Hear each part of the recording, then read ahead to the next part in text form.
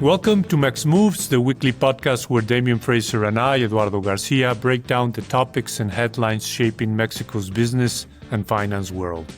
How are you today, Damian? I'm very well, Eduardo. Good to be back with you. This week, as almost any other week, we have, if I may say so, two very interesting interviews, one with Alejandro Valenzuela, current president of Banco Azteca and former CEO of that institution, as well as Banorte. Valenzuela, as we all know, previously held top finance positions in the federal government and the central bank.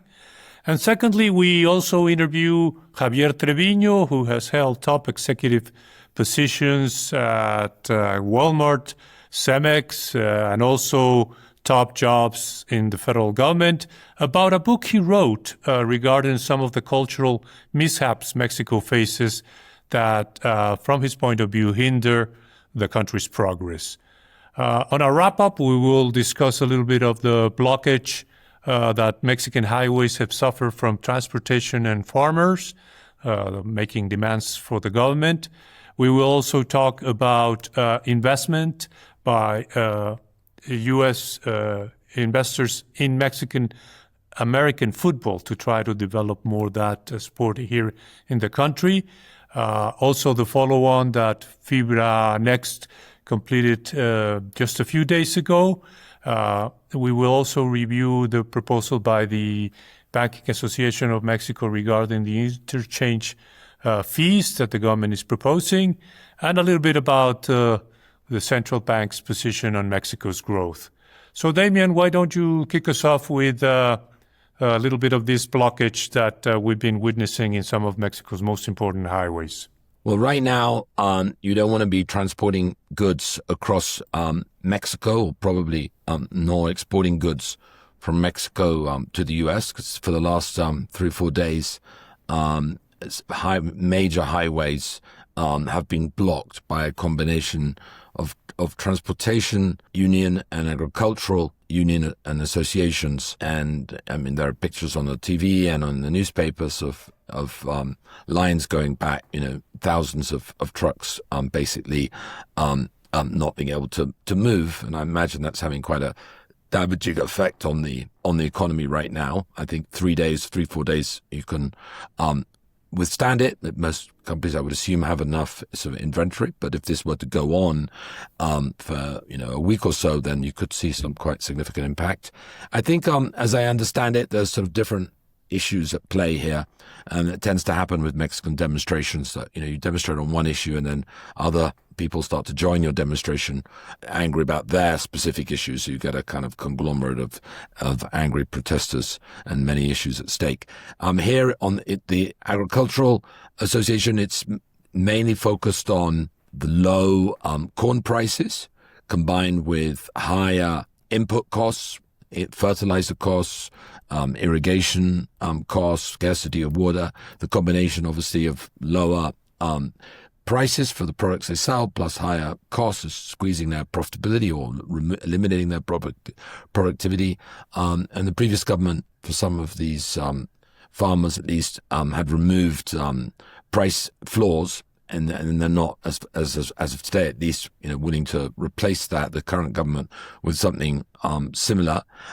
They're also protesting the new water law, which is going through Congress, which in its current version, although I imagine this will be changed, doesn't easily at least let farmers inherit water rights with their farmland. So, for example, their children wouldn't be able to necessarily keep on to the water, which is the source of value for much of this land.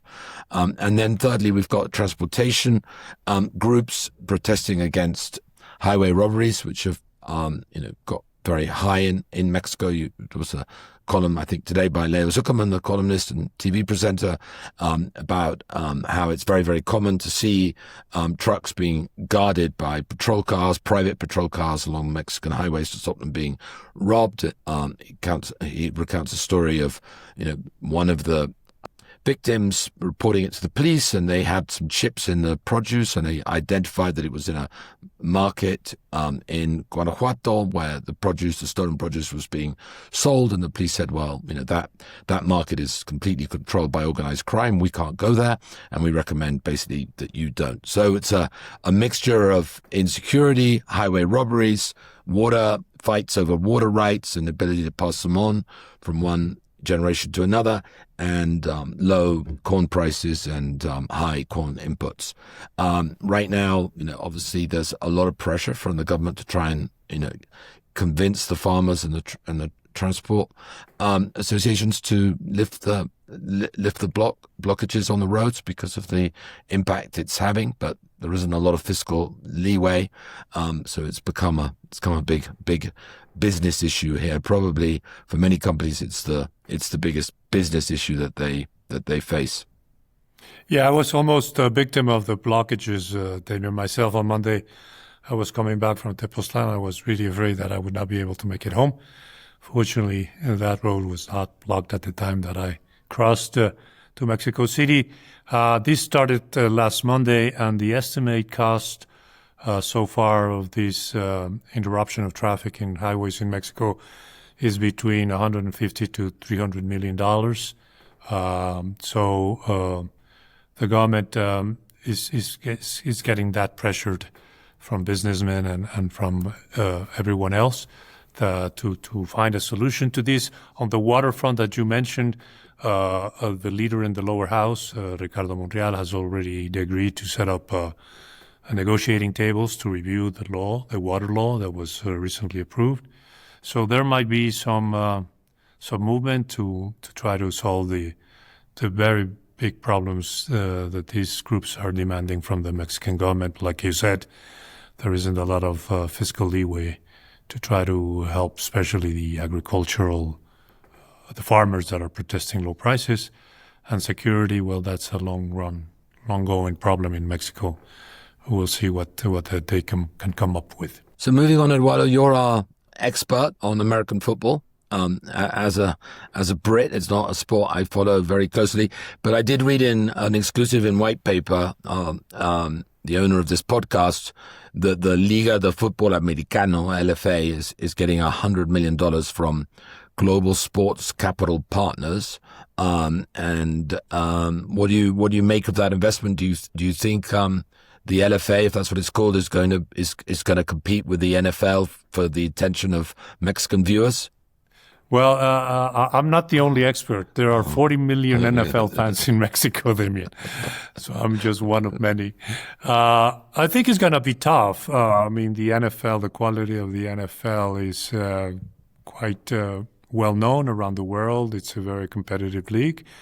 Not as competitive as some might want to be it, but it's a very well-run enterprise.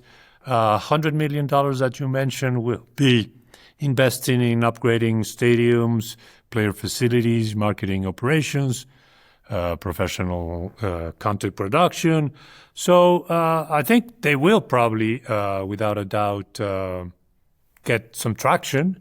There is the interest. There are the eyeballs. I think if they professionalize that league a little bit further, they have a market to attend. Why not? And maybe the issue will be what happens if the NFL looks towards Mexico, as this equity firm is doing now. What will then be the competitive landscape for the Liga de Fútbol Americano here in Mexico? So there's still a lot of questions, but it's like we've been covering all throughout this year. There is growing interest in Mexican sports. The market is there.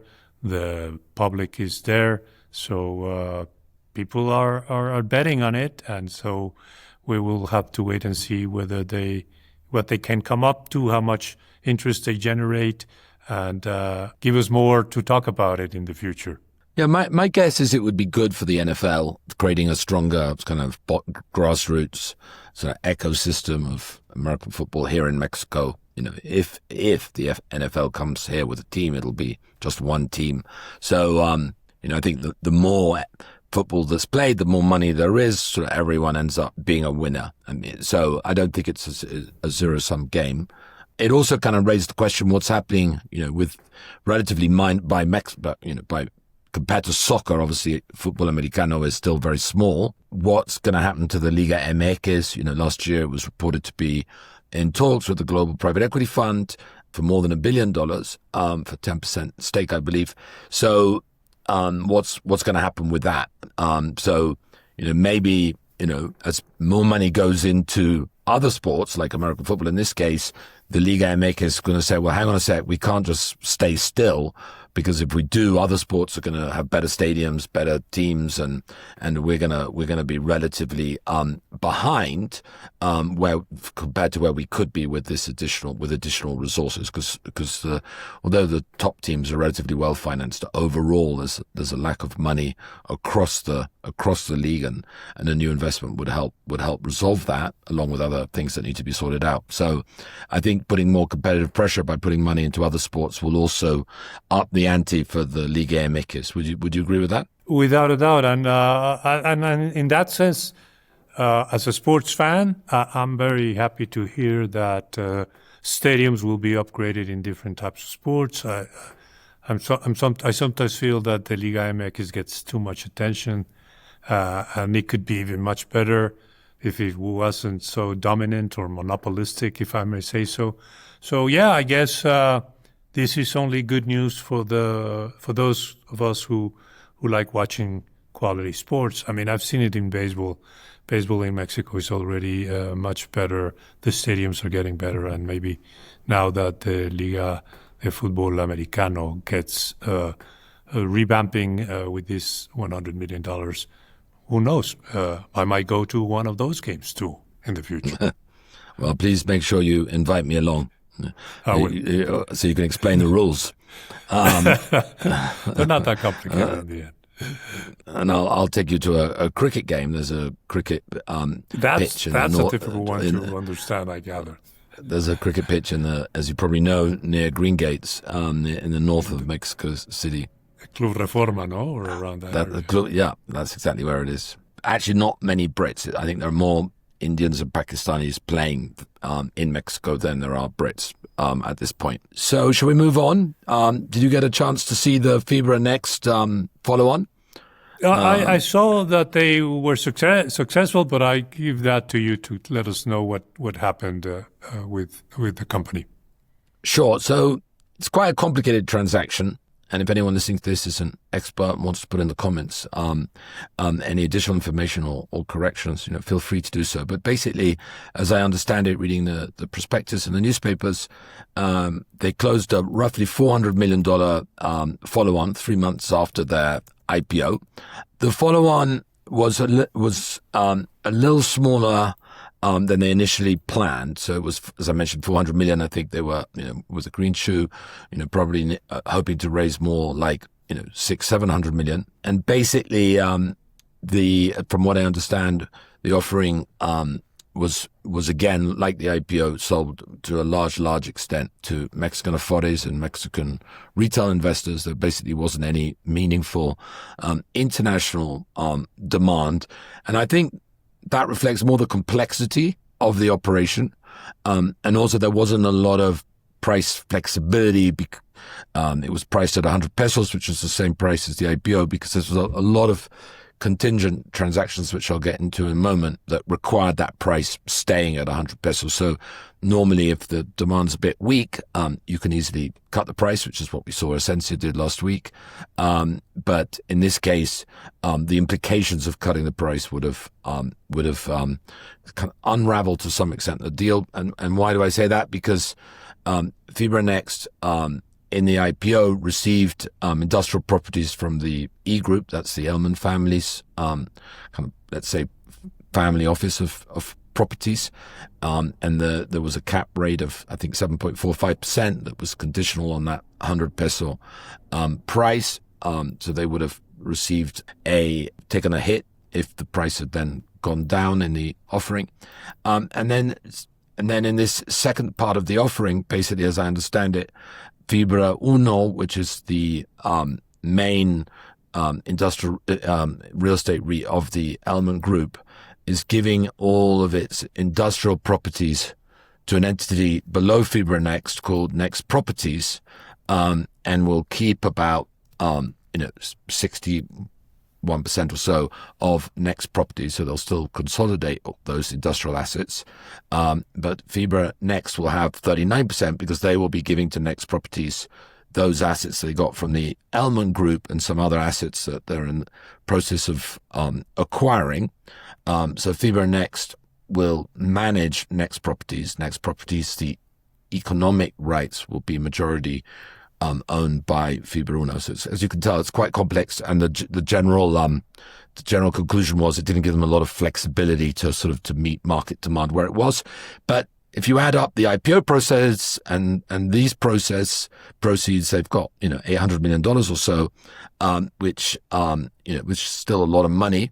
And once with this transaction now closed and acquisitions on the way, they'll be the biggest. They either are or will be, along with Prologis, the biggest industrial real estate company in Mexico, and it will be. If you want a pure industrial bet, you can buy Fibra Next, which will only basically have 40% of the economic rights of Next Properties. Or if you want a more diversified portfolio of real estate assets, you could continue to buy Funo, which will have the retail assets and the office assets, and then the 61% of the industrial assets through this entity called Next Properties. It's despite the name, Next, which is sort of nearshoring the NE in the Next, it's actually not really a nearshoring play, Fibra Next. It's basically a logistics play, mostly focused on Mexico City. I think about 80% of the space is logistics and light industrial, serving domestic consumption companies and e-commerce companies like Mercado Libre and Amazon. So it's not really a USMCA sort of maquila landlord. It's more of a kind of big box warehouse vehicle. And their argument, which I think kind of makes sense, is that the entry barriers to warehouses in Mexico City and sort of heavily sort of populated areas around Mexico City are much higher, and then so therefore you can charge higher rents, and it's much more difficult for new people to come in and offer alternative space at a lower cost because there just isn't the land available. Whereas in the north of Mexico, clearly entry barriers are much lower, there's much more land, it's much less densely populated. So there's some kind of cap on the rates you could charge due to the ability to replace existing assets without too much stress. And also, as I understand it, a lot of the contracts that what now is Next Properties have are quite old, and as they expire, Next expects to be able to jack up prices because you've seen such a boom in especially e-commerce with Mercado Libre, growing at these sort of amazing sort of 30-40% rates. Amazon, we don't know exactly how fast it's growing in Mexico, but probably growing a bit less than that, but still much faster than the overall retail sector. So there's going to be a lot of opportunity for growing the rents, and then there's land that they can access through the Elman Group, through Fibra Uno, and which can give more land to Next when it so wishes in return for shares in Fibra Next or through higher economic rights in Next Property. So there's quite a lot of opportunity there, but right now it's almost entirely owned by a combination of Afores, domestic Mexican pension funds, and of course the Elman family. It still hasn't yet got a lot of international traction, although the international investors dominate the free float of Fibra Uno, or Funo as it's called. So if they want broad, diversified exposure, they're already getting it through the Funo group. Did that, Eduardo, did that make sort of rough sense? I think you did very well, Damian, in explaining a very tough operation. And I'm glad you clarified that what sort of properties Fibra Next holds in terms of more of the distribution or logistics centers that are growingly in need, but it's different from the industrial parks that one tends to think when thinks about industrial properties. Yeah, and I think that the industrial side of Mexico, which, as I mentioned, Next isn't that exposed to, also seems to be doing kind of better than people expected when Trump came in, and there were a lot of fears about Mexico-U.S. trade, which, as we've discussed before, despite the tariffs, and it's up significantly. And if you take out automobiles, which is really the sector that's been most affected by tariffs, it's up in sort of mid-teens. And Fibra Monterrey has been talking to analysts recently, and they've been saying that and they're obviously much more focused on the USMCA nearshoring sort of maquiladora business. And they've said that the market is very tight, that vacancy rates are low. And even if USMCA gets derailed for any reason, you could see some negative consequences, but they don't see it moving industrial real estate in the north of Mexico moving into any kind of recession. And what clients want, what the industrial clients want, the big companies, is they want land which is, with energy, which sort of built to suit, that sort of, they could just move in right away. They want speed of delivery, and they want scale. And not many players can offer that. Definitely not the smaller kind of industrial landlords. So what you are also seeing is some kind of consolidation among the big players like Prologis, Fibra Monterrey, Fibra Macquarie. It's more and more difficult for the mom and pop landlords to kind of meet the demands of these big global conglomerates that want to export. Yeah, and like you said, I think the Mexican export-import sector has been doing better than anyone anticipated despite Trump's. Even the auto sector, their exports are down, but not significantly, just 1.5% up to October. So that reflects that there's some resilience everywhere in the trading side of the Mexican economy. And just before we move off nearshoring and USMCA, next week there are, in fact, hearings in the U.S. Congress, December the 3rd to the 5th, for 3 full days. Pretty much everyone and their uncle is being invited to give their views on USMCA. This is derivative from the submissions that USTR, the trade ministry in the U.S., asked anyone to make, and they've put all this together, and it's going to, I guess, be summarized through the hearings. So you have the National Milk Producers Federation, the California Avocado Commission, the National Council of Textile Organizations, and it goes on for hundreds of those, the American Iron and Steel Institute. Next week, we expect to have Duncan Wood to talk a little bit about the hearings and what's going to be said. But I think we're going to get kind of two messages, at least two messages. One is the sort of pro-Mexico message. Mexico's become, as we talked about last week, number one buyer of U.S. exports, and is a key market to many American states and many American companies.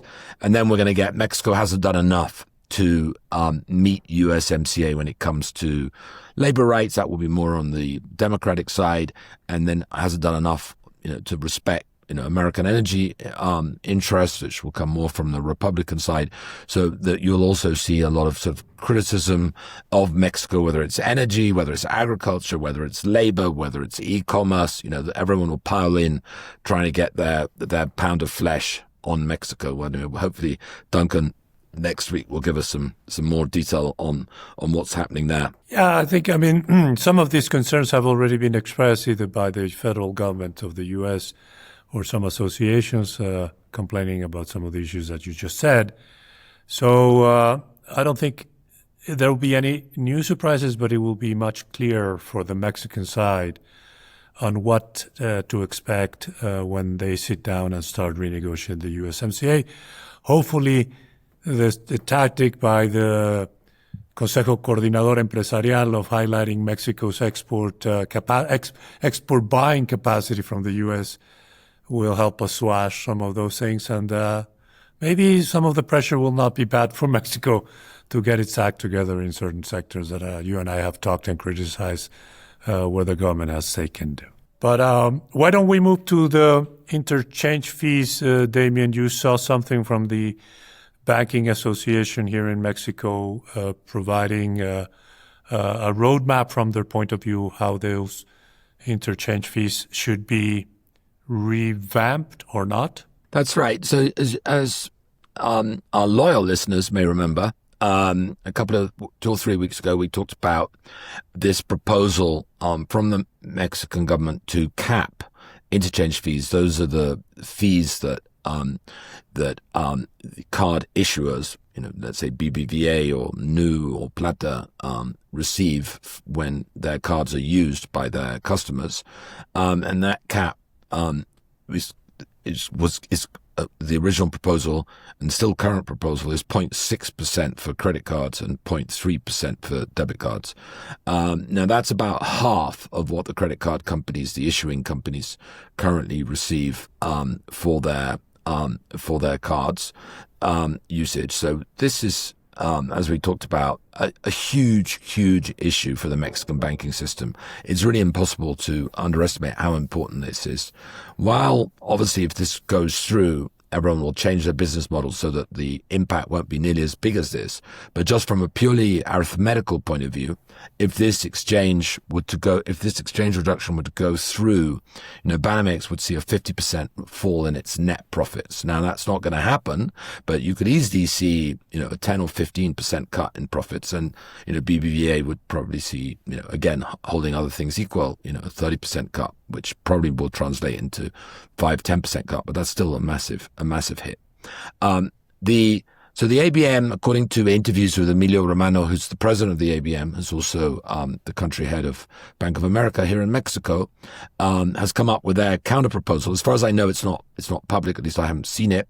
But he was interviewed and talked about it, and it contains kind of different elements. One is no cap on the fee, surprise, but instead a reduction in the average or interchange fee that the banks currently charge. As I understand it, he's talking about a reduction of 10% next year from the current average, far less than the 50% cap that's being talked about, and another 10% in 2027. So that would be roughly 20% overall, much less than the government's proposal. He's also talking about a zero rate for new establishments that don't currently take credit and debit cards. I think that's partly marketing, so I assume that's relatively small. But there is, I understand, a move to create a kind of a zero interchange for certain key sectors, like maybe gasoline, maybe other sectors, to kind of help build momentum behind digitalization and card usage and reduce Mexico's massive dependence on cash. And that may be part of the proposal. And then the other is to merge CODI and DEMO. Those are the kind of consumer interfaces to make instant transfers through the SPAY rails, but they're very confusing and they've been very badly managed, in my opinion, by the Bank of Mexico. CODI came first. That's basically using QR codes. Then DEMO came second, and that's using your mobile number, which is a lot easier for most people. But they haven't taken off anything like, probably less than 1% of daily volume of PIX in Brazil. So, and what could be threatening to the card companies, to MasterCard and Visa, to the network companies, is that the ABM proposal seems to be saying, let's push much more for a kind of a merged CODI DEMO, and let's reduce our dependence on cards. Therefore, we can pay less money to the networks and to the acquiring banks, which would be the banks themselves. Let's see if that's actually a real proposal or just something to sort of distract attention. I think the biggest issue, Eduardo, here is that people, generally speaking, don't want to use debit and credit cards and instead use cash because they don't want to be liable for tax. And so the government really has kind of two conflicting goals here, as I see it. One is to help digitalize the economy, which would make it more efficient, give people more access to credit, get them to earn yields on their savings and so on. And the other objective is to increase tax collection. Now, the problem is that people say, well, hang on a sec, I don't want to digitalize if it means I'm going to pay more tax. So one objective is conflicting with the other. So I think the government kind of has to make up their mind what they really care about.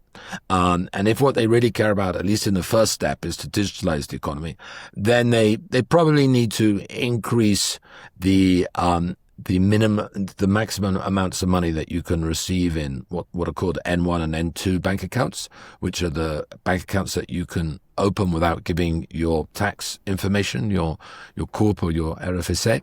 And if those N1 and N2 are not audited from a tax perspective, then people might be more willing to digitalize. But I think it's a real challenge. Mexico's obviously not the only country that's faced it, but it's probably behind other countries in dealing with it, and that's why cash usage is so high in Mexico, because that kind of fundamental dilemma hasn't really been resolved, and it's up to the government. Now, there are things, as we've talked about, the government can do, which could actually achieve both of those objectives. One is, as we've mentioned, to give social transfers through debit cards and not allow people to take cash out.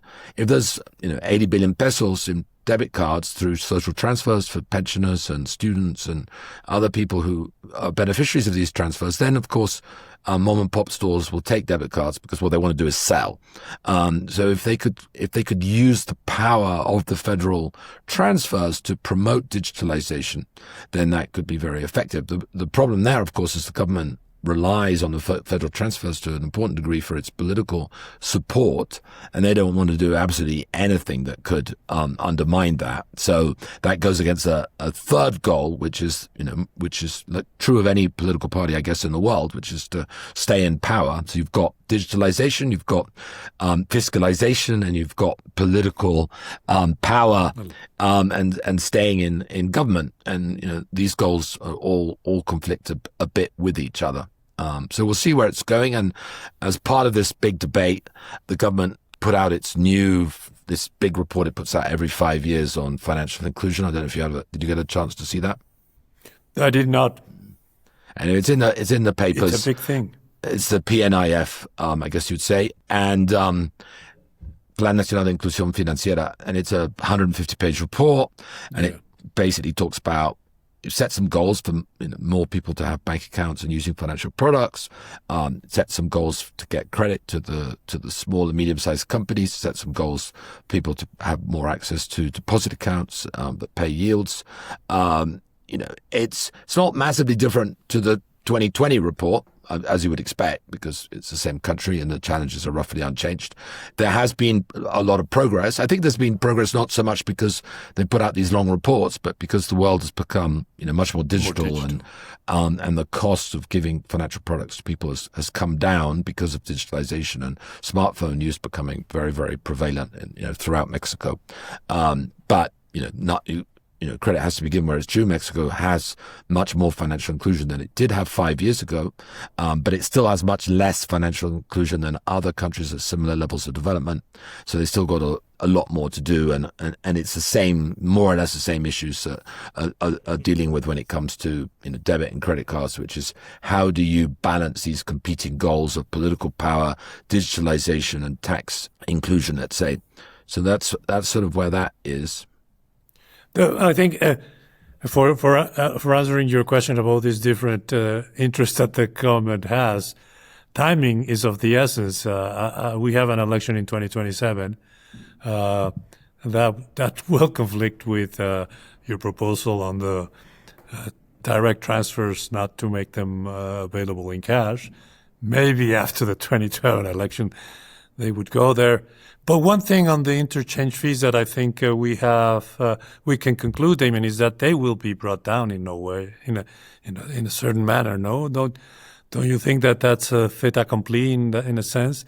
I mean, there will be some fighting, discussions, negotiations, but in the end, they will be smaller, I would suspect, by the end of this year.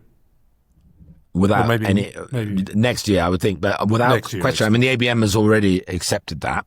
Exactly. So that's going to happen.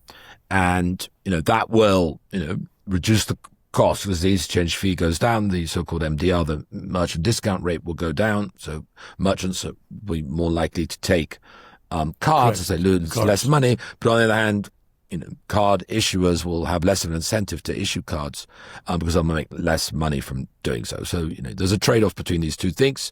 Then you've got, and going back to USMCA, you've got two big elephants in the room that are not part of the ABM, which is Visa and MasterCard, especially Visa, hugely powerful in the US. And Mexico can't really afford to piss off Visa and MasterCard by coming up with any scheme that, affects their network fees or tries to disintermediate, card usage. So the US, as we've seen, has become the big and maybe the only counterweight to the federal government in Mexico. Whenever anyone has a complaint, they take it to the US. But here you've got, for the most part, the banks, exception of right now, Citibanamex, the banking system is not truly affected by the US. So it would be more the network issuers that would have a say on how this all pans out. But it's a sensitive subject, and everyone is thinking about it and discussing it and, trying to put forward their point of view. Even in the States, I've read a few stories about those fees in America, and Visa and MasterCard, the power they carry on. But talking about banks, why don't we move to our conversation with Alejandro Valenzuela, if you don't mind, Damian? Sounds great. It's a real pleasure to have with us today Dr. Alejandro Valenzuela. How are you, Alejandro? Just fine, Damian. It's a pleasure seeing you and Eduardo. Oh. Thank you. So as many of you will know, Alejandro is the chairman of Banco Azteca, one of the 10 largest banks in Mexico, and also the largest bank in Mexico focused on the bottom of the economic pyramid. Alejandro previously was the CEO of Banco Azteca. He's been with the bank for about 12 years in all. And before that, he was the CEO of Banorte, one of the 3 or 4 largest banks in Mexico. And before that, he worked in the finance ministry. And the Bank of Mexico. And the central bank. In fact, I've known Alejandro, as I think Eduardo has, since his times in the government, when he was the spokesman in the finance ministry. Probably the first one, no? Yes. You opened that position. No one wanted to have it, and they forced me to. I recall that story, yeah. To be the spokesperson during the tequila crisis. The 1994 it was crisis. called. That's right. So Alejandro, why don't we kick off with a little bit of a summary of Banco Azteca, its main business lines, its size, its evolution in this 12 years that you've been involved with the bank? Sure. Well, as you mentioned, Banco Azteca, it's Mexico's largest bank for the popular sector in Mexico. It's been the bank that has as a model financial inclusion, which in Mexico, it's still a big challenge. The bank has bancarized in this past 23 years of existence over 33 million Mexicans, and of which more or less today, a little bit over 20 million are our clients. We have axed our model on collection more than in risk-taking, and I can explain that because most banks obviously have the risk models. We do, but to fully provide a loan to any client, we go and visit him at his house, try to understand his living standards, understand how much we can leverage that person, and clearly we will visit that person over time to make sure that that loan that we provided will be paid back. So that's why our past due loans are still today very much contained. Clearly, it goes with the cycle. In terms of branches and people employed, I think we're the largest bank in Mexico. We have over 2,000 branches, and we have over 44,000 people working with the institution. Now, what kind of bank we are, and I think that's probably what we should focus on. We're a phygital bank. which makes it quite different in terms of the rest of the banking sector. We're physical. We have over 2,000 branches that are open every single day of the year, from 9 in the morning to 9 o'clock at night. Saturday, Sundays, leap year, 24th of December, 1st of January, whatever you want, we're open. So one of our way of describing us, we are a bank that it's always open. But clearly in this world today, and for a while, it's not enough. You need to be digital. And you be digital in every sense of the world. So what we did is have a parallel world between the physical and the digital. And that's why we call ourselves phygital. Mm-hmm. And the digital, clearly we developed around 2016, 17, the app, which with Bilbao Vizcaya, it's the most used app in this country. What is interesting, it's that when we put the app to be used, given the market segment which we serve, we had to go client by client in teaching them how to use the app.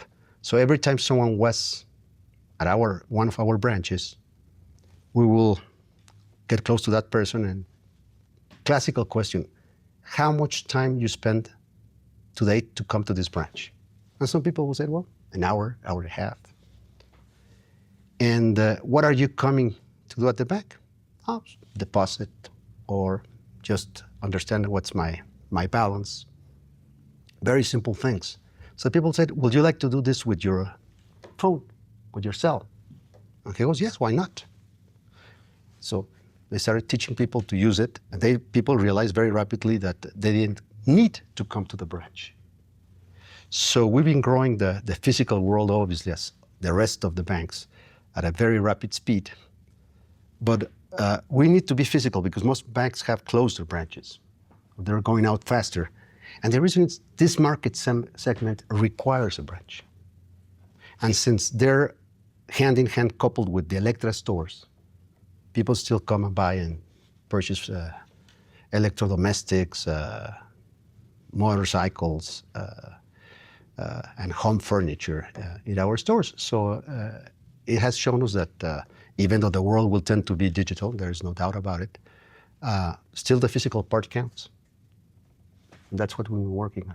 So in a nutshell, it's a little bit of a, without getting into the numbers that sometimes they're very boring and very crude, we're a bank that is very well capitalized, tier 1, 100%.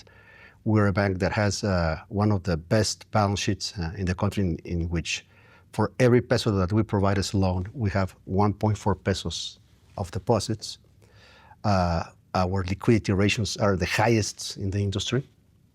So it's a bank in terms of its fundamentals that has done well over these 23 years. And if you look at Alejandro, the source of your profits, most of it is from the spread between the rates you charge on loans and the rates you charge on deposits, the credit spread? The net interest margin, as you're mentioning, yes, it's where you get it. But our transaction costs, our monitoring costs are way much higher than the rest of the industry. And it's very simple to explain. Let's say that I give you a loan of $100,000 or pesos, whatever you want. A bigger bank will say, here's Damian or Eduardo, I understand the risk and I can provide that loan to both of you. So 100,000 to Eduardo and another 100,000 to Damian.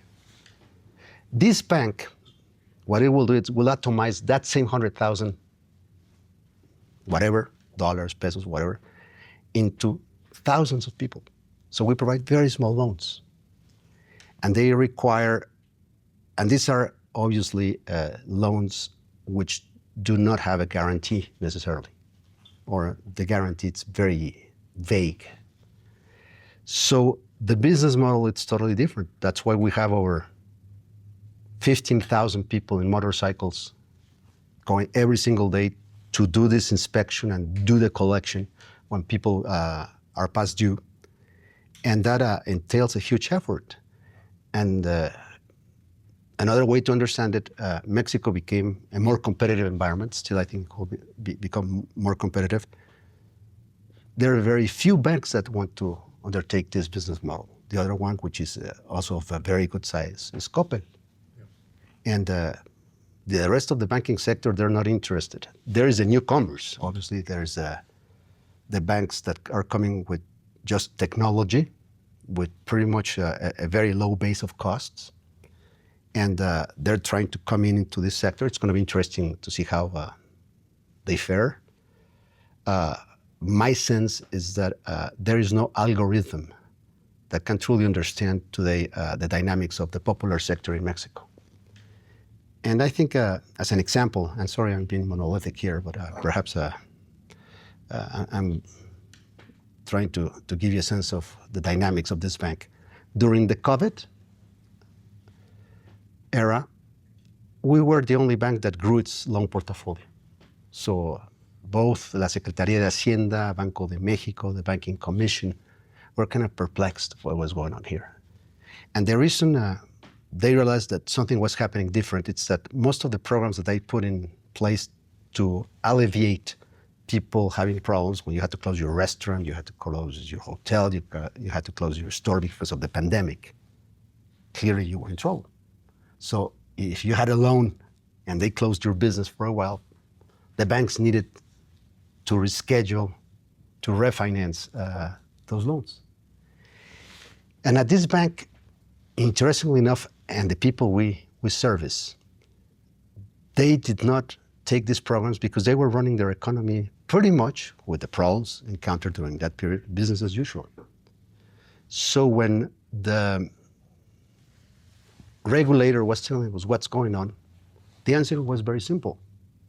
If you stop this side of the economy, the Mexican economy collapses. So these people cherished the most their credits as a way of maintaining the dynamics and the capacity to continue working in the informal economy, which in Mexico is very big. So frequently also, when we try to describe ourselves, we not only finance the formal sectors, we are also financing a lot of people that are in the informal sector, where it's very difficult to make a differentiation between the individual and its SME that he's trying to finance or provide a capital to grow his business or her business. And Alejandro, cash usage in Mexico is still really high, much higher than most other countries in Latin America and the rest of the world for that matter. And credit penetration is also quite low compared to other countries of a similar economic level. Correct. What would you like the government to do to encourage less use of cash and more loan penetration in the economy? Well, there are cultural issues into this, which they're difficult to change over time, but they will change. I think that people are using much more the digital payment methods, and it's more efficient and more traceable, and at the end of the day, it makes a lot of sense. But there is a caveat still in all this equation. One, frequently I used to go to supermarkets, and no, not the supermarkets, sorry, markets in Mexico, mercado, like La Merced or El Mercado de Coyoacán, whichever you want. And I will ask the sellers saying, listen, would you like to have a banking account? And they will say, yes, it interests me. And would you like to make your life easier this way? Yes, totally for that. And then we were close to deal with these people in sense of signing their new account. They will come and tell me, will Hacienda will be looking at this? And I said, yes, of course. So in the moment they get a sense that they're going to be fiscalized, they stay away, or they will play two accounts. They will play their own outside of the loop and the one they want to have in the radar. And that duality persists. Even as it sounds like as a joke, but one of these personalities told me that he had to run 4 different accounting standards. And they go, why is this? And he goes, well, the first one I will show, it's for you, the banks, to show you that I deserve the credit and I have the capacity to pay you back. Check. The second one, well, it's what I showed the fiscal authorities. I'm almost broke, I cannot pay taxes. I'm in trouble. And the third one, well, that's for my wife. I want to make sure that she doesn't understand what we are. And the fourth one, it's for me to understand really what my business is.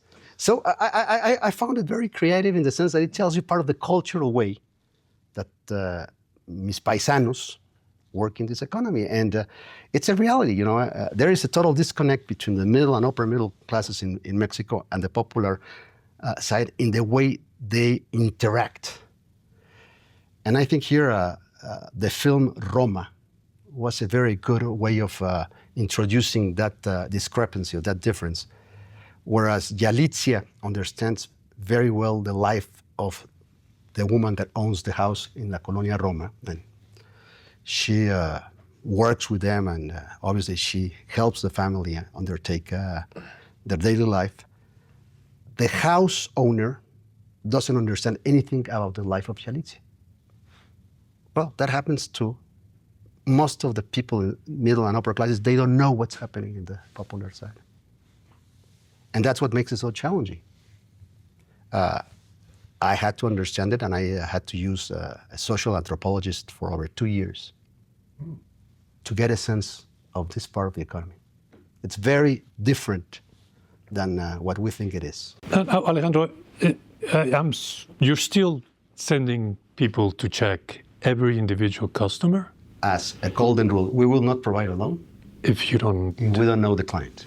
And you do it all across Mexico? All across Mexico. Which are your most intriguing regions of the country, or where do you put a little bit more emphasis? Well, here, given the dynamics of Mexico today, there are certain zones where we decide not to provide a loan, not because we don't want to, but because of public insecurity. Okay. And narco traffic and all these things that we see and read every single day. Put a spot where you don't want to be, not because you want to make business, it's because the conditions are unmanageable. So that will be a non-target zone. The other, clearly, well, there are people that after the screening and the risk model, we realize we cannot leverage them. We don't provide a loan. Clearly, there's always a type 1 and type 2 error. Type 1 being the person you should have given the credit that you did not give it. And type 2, it's you gave a credit to someone you shouldn't have done. So we try to minimize both.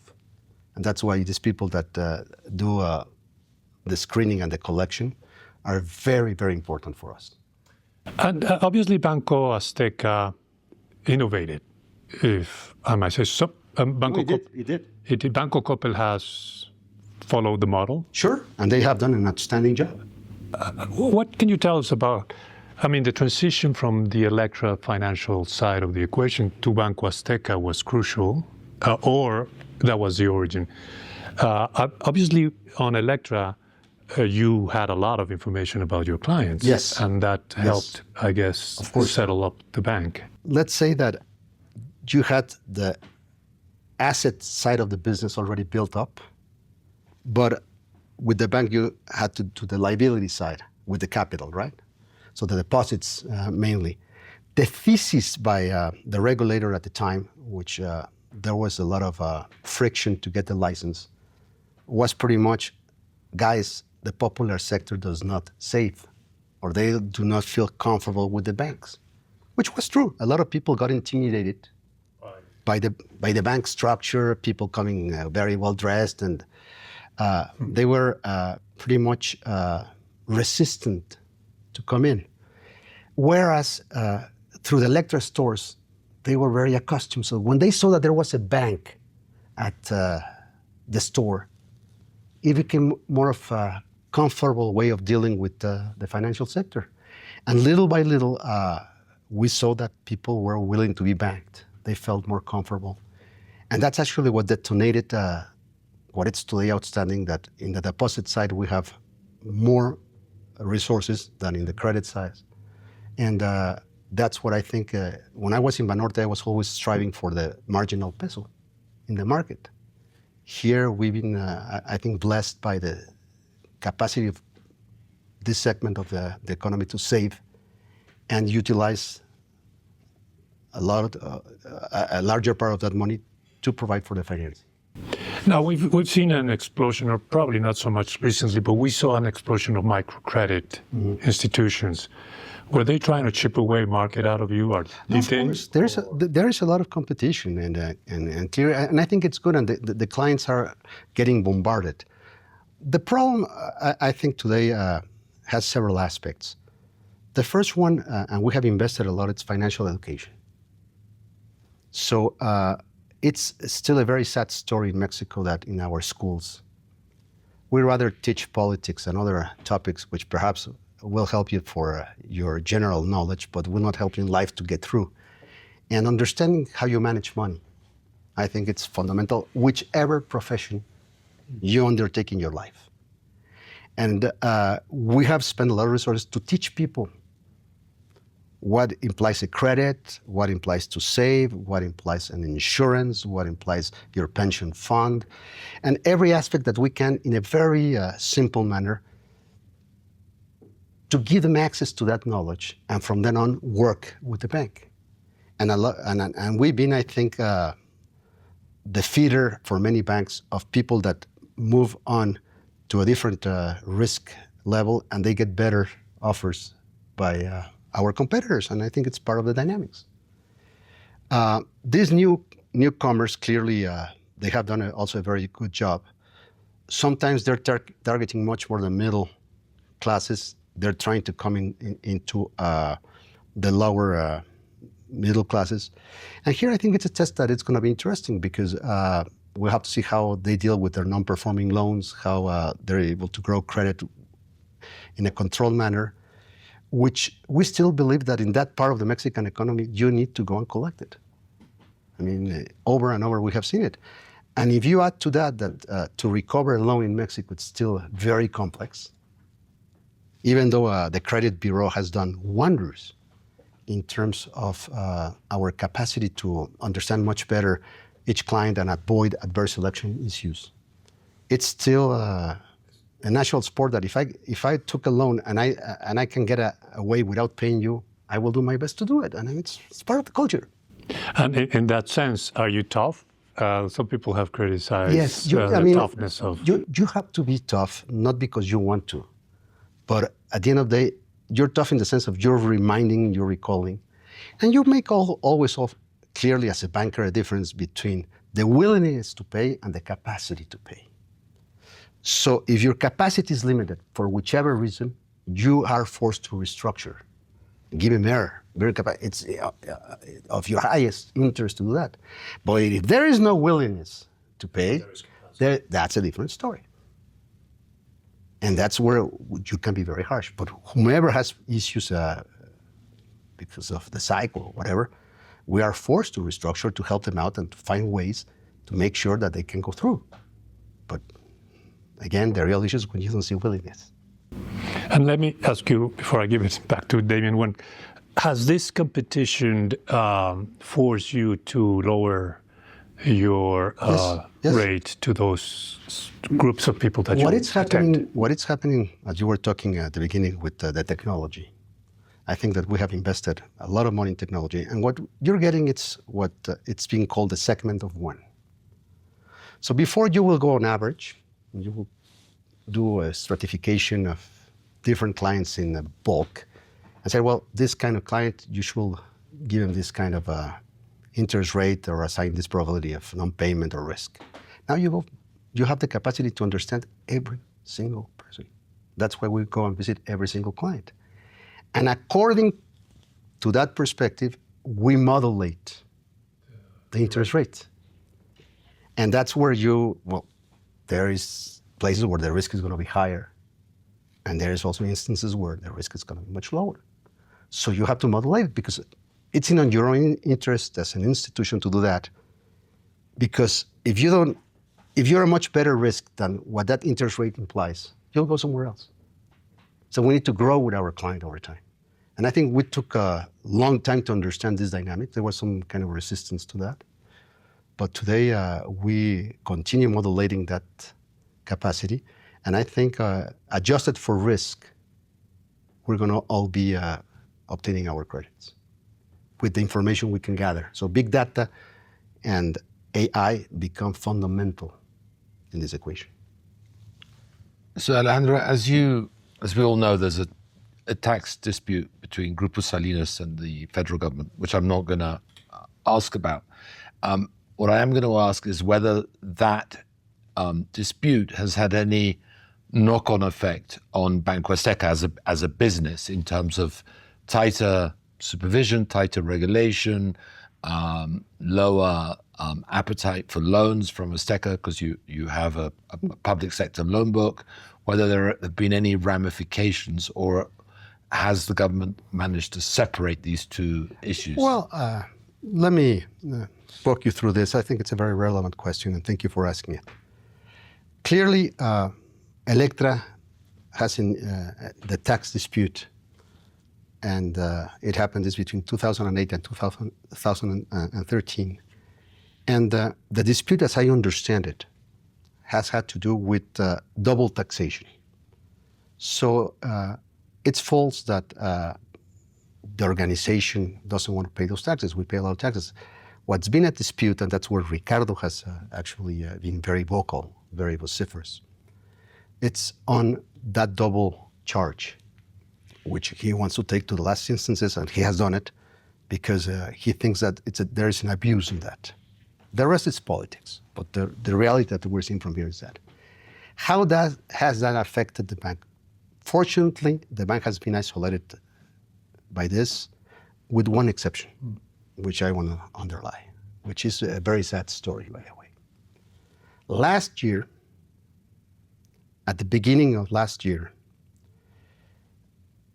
through all the social media, some individuals, which we believe they were very close to the López Obrador administration, that's because of the investigations we did, tried to generate a run on the bank. They scared people, and they were saying, this bank is in bad shape, and this bank is going to go down the water. So people start to get really nervous because, I mean, this spreads like TNT. It goes just fast. And fortunately enough, we were able to detect it. But in terms of our deposits, more or less, we have today around 250 billion pesos of deposits. At that time, we had, give or take, around 200.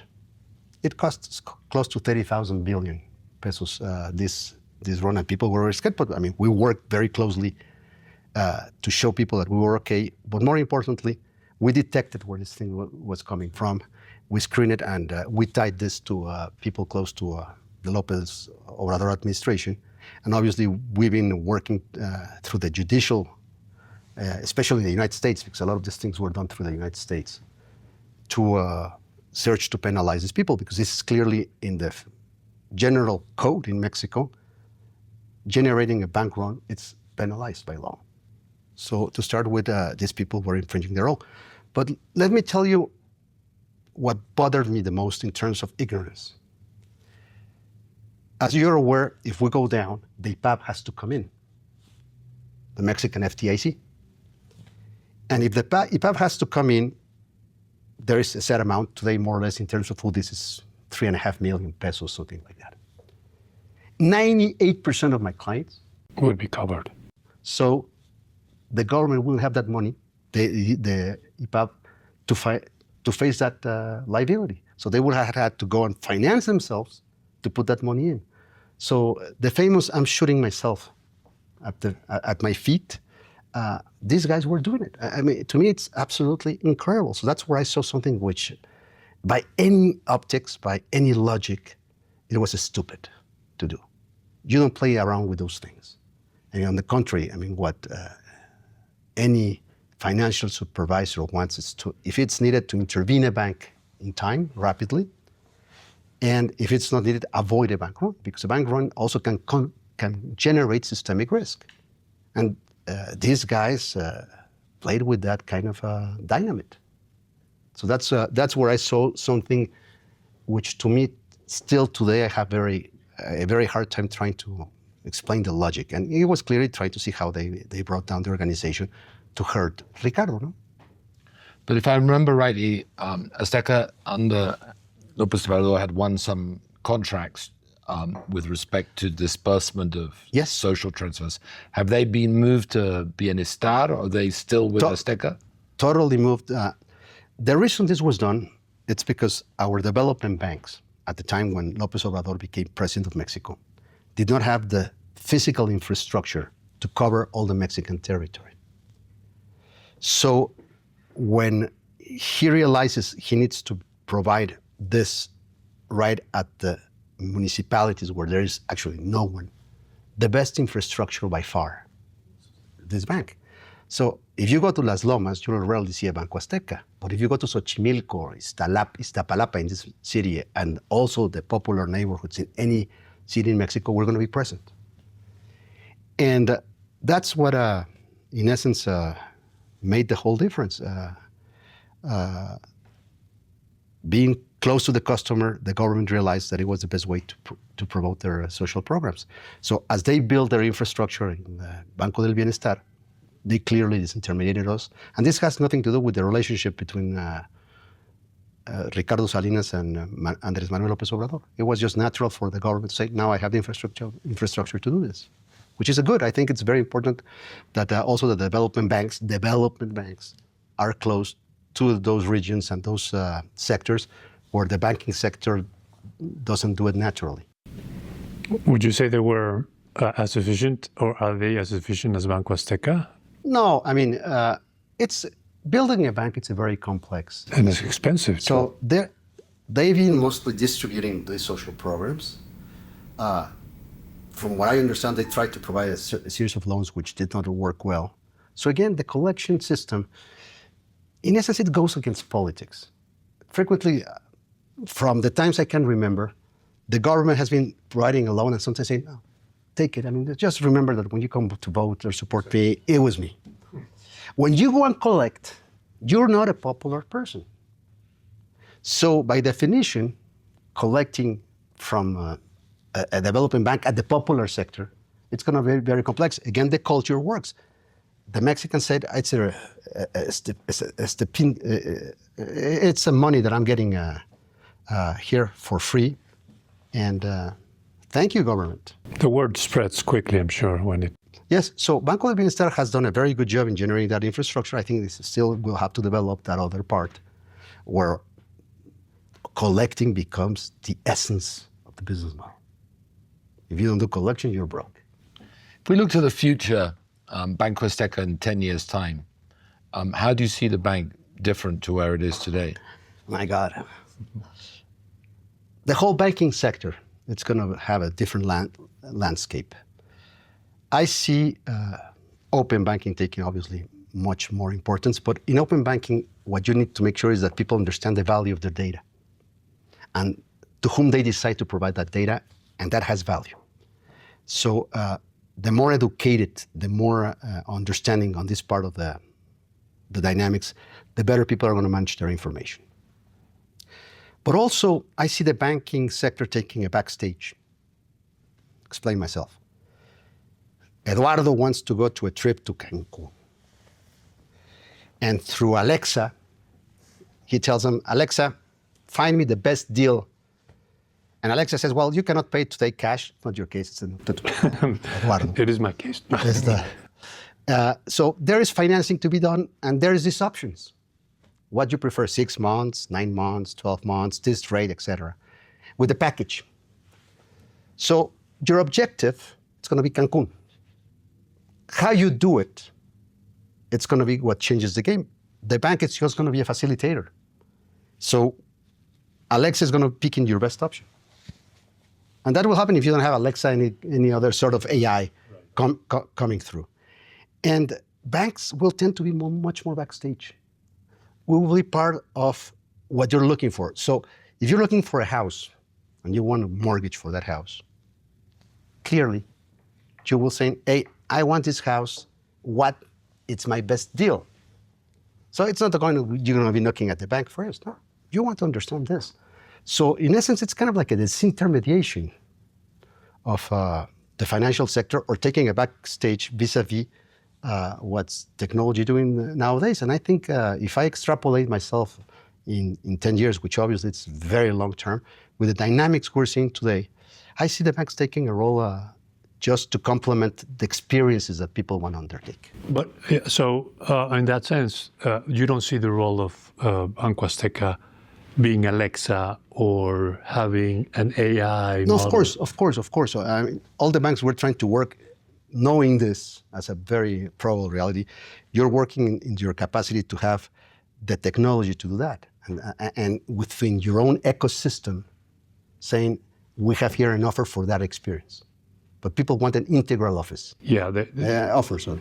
Yeah, if I want to compare that loan for my trip, I would rather not just ask Banco Azteca, but an aggregator. Of course. That will tell me which one is best. But that's also, you're linked in a sense that you're trying to compare and contrast. So correct. You want to give yourself the highest probability that this algorithm picks you on top of the choices. And that's where... That's where you stand. And also, if somebody wants to work with us because they see that we always give them a good deal, they'll stick to it. But it's normal. I think the natural reaction of any one of us, it's to get the best deal for the experience I'm searching to have. Correct. So more than loans, it's going to be experiences or the capacity. You're not going just for an auto. You're going for something that gives you the best mobility that you can get for a given price and given conditions. So you said, I want this car. And the options will come through different financial institutions, and the processor will decide, given your own situation, what's the best option. But don't you think that a bank like Azteca with 2,000 branches, 40,000 employees, I guess to some extent some legacy IT systems, is going to be at a disadvantage versus a firm like Nu or Plato or Story, whichever one you want to name, that has brand new cloud-driven IT, very few employees, no branches. They're going to be able to offer a much lower cost loan than an Azteca because they don't have any of these operating costs to pay for via a wide net interest margin. No, clearly they are very relevant competitors with a new business model that obliges us to understand those dynamics. We believe that still the collection way of doing things in Mexico is not through an algorithm, it's your physical presence, which makes it very costly. So their business models will have to adapt to that reality, and we'll see how it works. We're ready to replicate. For instance, with the app, we're probably one of the biggest 10 banks in Mexico. We're probably the last one to fully implement the app. But we understood the market, we understood dynamics, and when we put that up, it became a very successful enterprise. So here, it's absolutely right that they're great competitors and their business model, I find it fantastic. But what does work in Brazil not necessarily works in Mexico. So I think that's an important caveat. And just to give you an example of what I'm coming back a little bit, but somebody told me in Brazil, I was in Brazil a couple of weeks ago, that the Pix, which I think it's a fantastic payment system. It's fantastic. We have a great one here, but these guys have done an outstanding job. When people heard the rumor in Brazil that they were going to be fiscalized through the Pix, it decreased by 30%. Immediately? Practically in a couple of days. It was until the authority came out and said, no, it's not true, that it normalized. So it just tells you how relevant is the sense of fiscalization in the systems. And this is Brazil, where the fiscal penetration, it's twice more important than what we get in Mexico. They're around 40% of GDP, whereas we're around 20% of GDP in terms of fiscalization. So those subtleties in this sector, in the popular sector, where the informal economy lives, and I go back to the example I gave you that says, no, if I'm going to be fiscalized, I just not interested in being bankerized. So we have to work on that, and we have to generate the capacity, given that reality, to continue moving forward. Over the past 20 years, we have been able to bankerize 33 million people. There's still a lot of work to do, but at the end of the day, we're moving in that direction. Where the other banks, their business model, not necessarily it's of their interest today to move in this part of the economy. But what about moving a bit up market? BBVA makes last year, roughly $6 billion in Mexico. Banorte maybe made a couple of $1 billion where you used to work. You have the license, the scale, the technology. I should say I am a client of Banco Azteca. And thank you so much for that support. And I go to your branch in Montes Urales. Yes, that's one of the very few that we have there. So Any plans to not to give up what you're currently doing, but on top of that, go a bit up market where a lot of the profit pool is? We're open to that, but at the end of the day, you have to develop skills. You need to generate specialization. We know this market as no one else does. The other market, in essence, it's very well bankerized. If you go to Las Lomas, 100% of the people are bankerized. So to be competitive there, it's on a different scale, where in many places still in Mexico, the level of financial penetration is very low. So we feel that right now we have still so much to do in financial inclusion as a business model, not as charity. Because a lot of people, we are very good. No, this is a business model where people clearly understand what we're doing, and they feel that that financial intermediation propels their business model. But we still have to do a lot of work, as you were mentioning at the beginning of this conversation, in this country. So there we know how to do it. And for the time being, I think we're going to be there. But we have to be open. We truly have to be open and understand the dynamics. This is changing too fast. And you cannot close yourself to one single track. You have to be multi-track. Let me go into Damian's path. What happens, Alejandro, if that lower bottom of the pyramid, I'm going to be the most optimistic interviewer in the world, Mexico becomes, develops, and these lower income groups make it up, they become middle class? I hope it happens. Me too. Where does Azteca does it has to grow with that client base. So naturally, we have to grow with them. We have to make sure that as they become wealthier, they become more formal, we're able to be with them hand in hand. So our job there is to make sure that we continue to be their best option as they move up that ladder. And clearly, well, I mean, if we become a Chile-like country over the years, why not? Love to see that. I mean, especially for people that, as myself, has worked in the public sector, that would be like a dream. And let me ask you a little bit about, in addition to loans, deposits, probably transfers, what are other services you are providing this group of Mexicans that are very important? Well, for instance, insurance, which still in Mexico, the penetration of insurance, it's very low. It's even lower than... much lower. So we've been trying to work on that. It's growing. Here, for instance, the insurance company competes with the other insurance companies. So we're in different strata. But we try to develop the popular sector in this field. And it's been gaining traction, but it's going very slow. In the pension fund, it's a different story. The pension fund, we are by far, in terms of numbers of cuentavientes, of stakeholders, the largest one in Mexico. But given the way the wealth is stratified in Mexico, we have the lowest amount. So that just tells you the perplexity of the contrast between lower, middle, and upper classes. Of course. And the reason the other Afores were not interested in this clientele was because of the transaction costs. They gave them too little for too much of an effort. And again, it's a similar business model to what we do in the bank. Probably the barrier to entry, still today, I don't know about tomorrow, but still today, it's your capacity to connect personally with each one of those clients and try to move on with them as they evolve and as they require more financial service. But basically, at the outstart, it's just a loan or a deposit. And by then, we start working with other financial products. So again, if the country evolves and grows and people become wealthier, you'll have then you'll be in a better position because you have a larger number of people than anyone else. Well, we're going to be striving, but yes, clearly, if we give them the rentability they're looking for through the Afore, and we're showing them that they're going on the right track, I don't see why they should go somewhere else. So there are over 10 million people. It's not a small amount. And we have actually recovered a lot of the people that were left behind. That's the reality. Because in terms of cost benefit, it makes good sense for larger institutions. One last question. Anyone.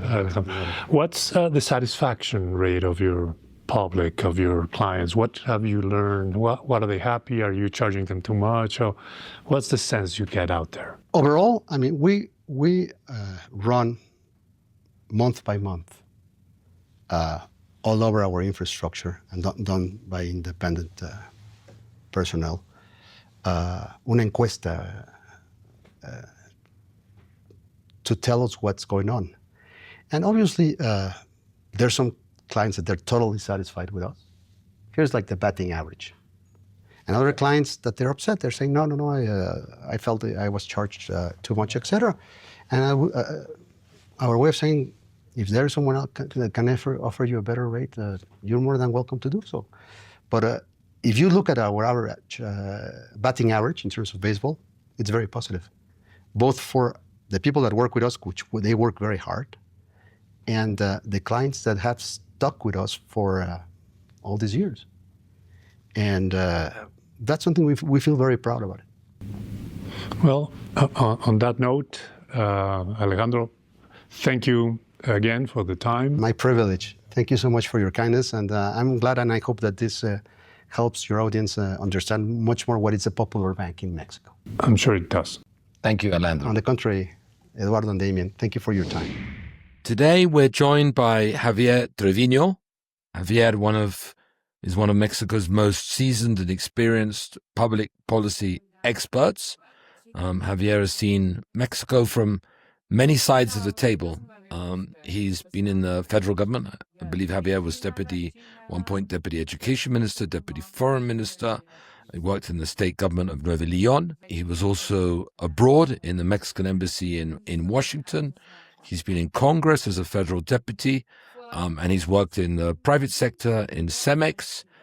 He was the CEO of the CCE, the Business Coordinating Council, I guess you say in English, and also at Walmart. Now, Javier today is speaking entirely in his capacity as the author of his newly published book, Celos, y círculos, íntimos, which I guess you would translate as silos, jealousies, and inner circles, maybe? Inner ring, yeah. Mm-hmm. Inner ring. Silos, jealousies, and the inner ring. So, Javier, thank you so much for joining. No, thank you very much, Damian, Eduardo. Great to be here with you. So maybe we kick off. As you know, as you may know, Javier, the focus of our podcast is more the private sector and not so much the public sector. And as we don't have too much time, why don't we focus a little bit on the lessons of your book for business persons? How does, in your view, from your experience working both in the public and private sector, how do silos, jealousies, and the inner ring, how does it show up inside Mexican companies, and how is that different to how it shows up in the Mexican public sector, or indeed, as you've worked in foreign companies, how it shows up in international companies? Yeah, the short answer is that Mexico doesn't lack talent. It lacks the kind of leadership that can unlock that talent. And that happens, both in the public sector and private sector. And for many years, I saw the same pattern repeated in government, in business, in universities, in civil society. Smart people, good ideas, real commitment, and yet systems that don't work as they should. So I began to ask myself, what is really blocking us? It is not only institutions or laws.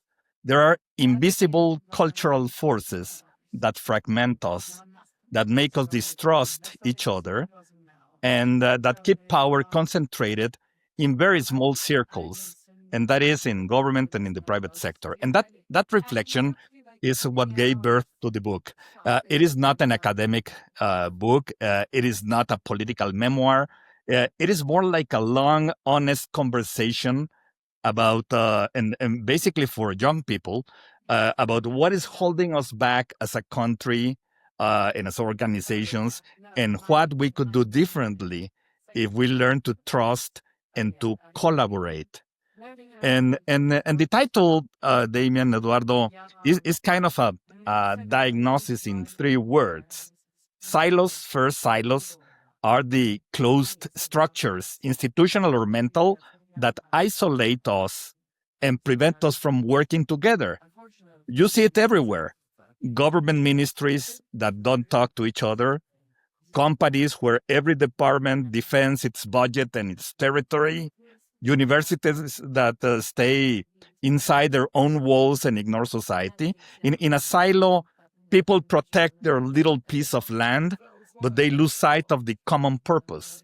So information doesn't flow, collaboration becomes the exception, and the country or the organization moves in fragments instead of as a whole. And jealousy, this second word, celos or envy, by jealousy, I mean the rivalry and insecurity that appear when the ego replaces the shared purpose. In politics, in the private sector, in academia, jealousy kills projects, poisons teams, and blocks talent. And maybe a minister doesn't want a good idea to move forward because it would make someone else look good, or in the company, a manager feels threatened by a younger colleague and quietly undermines them. So jealousy is one of the most expensive emotions in public life. It silently sabotages the very projects that could change reality. And finally, inner circles, inner rings. This third concept, these are the small, closed networks where power and trust are concentrated in the hands of a few loyal insiders. So decisions are made by a tiny group. Access depends more on loyalty than on merit, and new voices and new generations find the doors closed. So the result is less diversity, less legitimacy, and a very weak sense of meritocracy. So in one sentence, silos isolate, jealousy divides, and inner circles exclude. If we don't break those three forces, we will never fully liberate Mexico's talent. But do you think those issues are just as prevalent in the private sector as the public sector?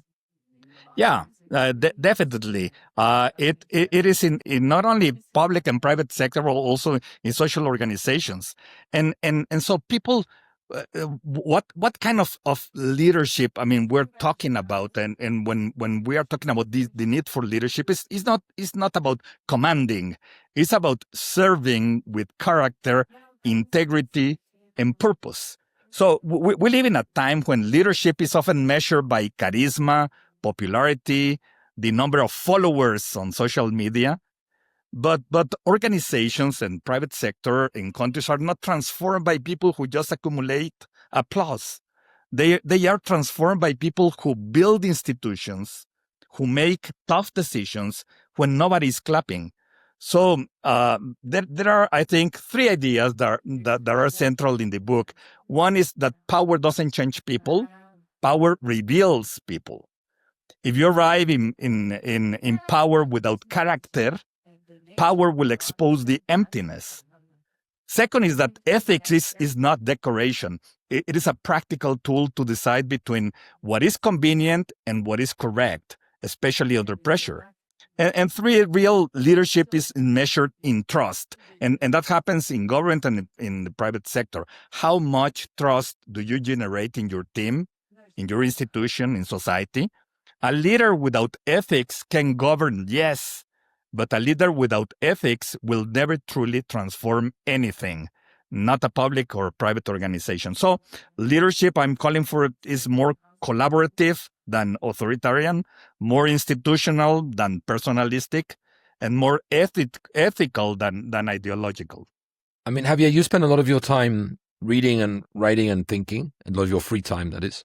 Yeah. Why do you think these traits are more prevalent in Mexico than, let's say, in Colombia or Brazil or Sweden, England, United States, you name it? Why do you think this is so particularly the case in the country that the three of us live in? Well, that has to do with culture, particularly in culture, in government, in organizations, and seems to me that what happens is that Mexico has had many big reforms, constitutional changes, structural reforms, new institutions, and yet there is still a sense that things don't change deeply. And in the book, I insist that laws are not enough if culture doesn't change. And so we often think that if we pass a new law or create a new agency, everything will magically improve. But in practice, a reform only works when it changes behaviors and relationships. So culture is how we treat each other every day, how we listen or don't listen, how we share power or hoard it, how we make decisions when there is no camera and no microphone. So if the culture inside an institution is still based on silos, jealousy, and closed circles, then even the best design reform will be captured and neutralized. So that is why I say, and this is the case of Mexico and probably not in other countries, real change doesn't begin in the budget or in the constitution. It begins in how we relate to each other, how we decide together, how we distribute trust. So good laws are essential, but they are not sufficient. So we need leaders who embody the reform in their daily behavior. Javier, very, very interesting ideas you bring, and I think you go in depth into some of the countries and some of our own problems. I had the fortune to work for an international company, a U.S. company, and it has some of the issues that you mentioned. There is always rivalry, power structures, but being a Mexican, I was welcomed with open arms, and I don't think institutions in Mexico open their arms to people that are different sometimes or come from other places. How can we change our culture? I think you've stricken a very important point, that it's something within us that we don't trust each other. We are judging each other very oftenly, very quickly. Our skin color, our stature, our weight levels, all these things make judgment and prevent people from liberating and bringing their talent up to the forefront. What can we do? Yeah, Eduardo, if someone right now is 25, 30 years old, and I'm writing and I wrote this book, for them, and they're thinking, I want to lead, I want to contribute change here. What should they work on? What are the key traits I highlight in the book? Well, I talk about several, but let me summarize them into 6 essential traits. Number 1, good judgment. And this is probably the rarest virtue in modern politics and society. Good judgment means deciding not for short-term applause, but for long-term value and justice. Is the ability to say what decision will still make sense in 10 years. Second, strategic thinking. Leaders must connect ideals with execution. It is not enough to have good intentions. You have to turn those intentions into real policies, real projects, real results. 3, I think that founders' mentality is very important. Even inside big institutions, you need the mind of a founder, a sense of mission, urgency, simplicity. And a founder asks, why are we here? What problem are we really solving? That mindset fights bureaucracy and complacency. 4th is intellectual curiosity. The world is changing too fast for leaders who stop learning. Curiosity means reading, listening, asking questions, exposing yourself to other points of view, and being willing to say, I don't know yet. And 5 is team and institution building. So real leaders build teams, no cults of personality. They recognize talent, they delegate, they create spaces of trust, they break silos inside their own organizations. And finally, the 6th element or trait, I would say, is emotional strength. So leadership is not a comfortable job. Crises happen. You are criticized, attacked, misunderstood. Emotional strength is the ability to stay calm, to balance data with empathy, and to keep your sense of purpose in the middle of the storm. So if someone listening wants a starting point, I would say work on your character as much as you work on your resume. Prepare technically, yes, but also prepare morally and emotionally. I think you have a tremendously good advice. Now, this advice would also be needed to be followed by our leaders.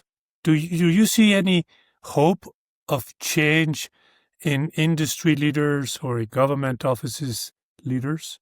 Yeah, I think so. And I'm optimistic about the new generations. And from distrust to trust is Mexico's central challenge. And I talk a lot in the book about trust. I even say that trust is Mexico's scarcest and most powerful resource. Why do I put so much emphasis on trust? Because without trust, nothing works. Think of this way. I mean, no investment without trust, no effective cooperation between government and business without trust, no serious public policy if citizens assume that every decision is corrupt or manipulated. So one of the most damaging myths in our culture is that politics is useless and nothing will ever change in society or in business. So when people believe that, they withdraw. The most prepared and ethical citizens say, I don't want to get involved, and they leave the field empty for the least prepared or the most cynical.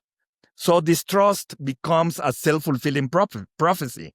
And so the book argues that we have to rebuild trust from the inside out, inside organizations, business, inside institutions, and inside ourselves. And that starts when leaders at any level decide to share information instead of hiding it, recognize others instead of belittling them, open their inner circles instead of closing them. So trust doesn't appear overnight, but every transparent decision, every act of fairness, every generous gesture adds a brick to the wall of trust.